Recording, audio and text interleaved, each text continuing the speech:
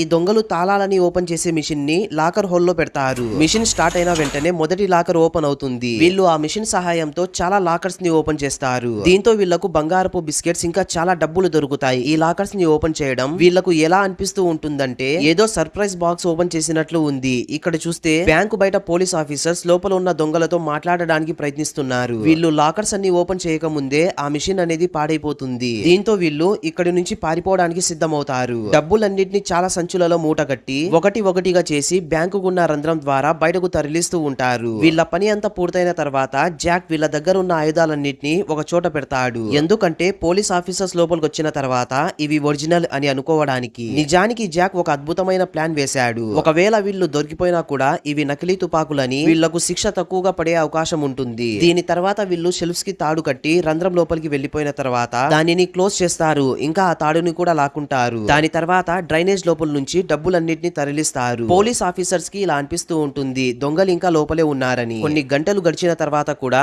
లోపల నుంచి ఎటువంటి రెస్పాన్స్ రాకపోవడంతో స్పెషల్ ఫోర్స్ లోపలికి వెళ్తారు. బ్యాంకు లోపలంతా మంచిగా వెతుకుతారు. కానీ లోపల ఒక్కడంటే ఒక్కడు కూడా లేడు. ఆఫీసర్ చూస్తాడు నేలపైన ఈ షెల్ఫ్స్ ని లాగి ఉండడం. దానిని జరిపిన తర్వాత వీళ్లకు ఒక రంధ్రం కనిపిస్తుంది. వీళ్ళు ఆ రంధ్రం ఎంట్రెన్స్ లో ఒక గ్రెనేడ్ ని తగిలించి ఉండడం చూస్తారు. దానిని చూసి వీళ్ళందరూ చాలా భయపడిపోతారు. స్పెషల్ ఫోర్స్ ఆఫీసర్స్ ఇలా చెప్తారు ఇక్కడ ఉన్న తుపాకులన్నీ నకిలీవి అని. ఆఫీసర్స్ కి అర్థమవుతుంది మనమందరం మోసపోయామని. గ్రెనేడ్ ని తీసేసి ఇతను లోపలికి వెళ్తాడు. కానీ ఇక్కడ ఉన్న దారిని మూసేసి ఉంటారు. దొంగలు ఫైనల్ గా డ్రైనేజ్ లోపల నుంచి ఒక పాయింట్ కి చేరుకుంటారు. పైన ఉన్న ఫ్రెండ్ కి ఈ డబ్బులన్నింటినీ అందిస్తారు. ఈ విధంగా వీళ్ళు ఈ మిషన్ ని సక్సెస్ఫుల్ గా పూర్తి చేస్తారు.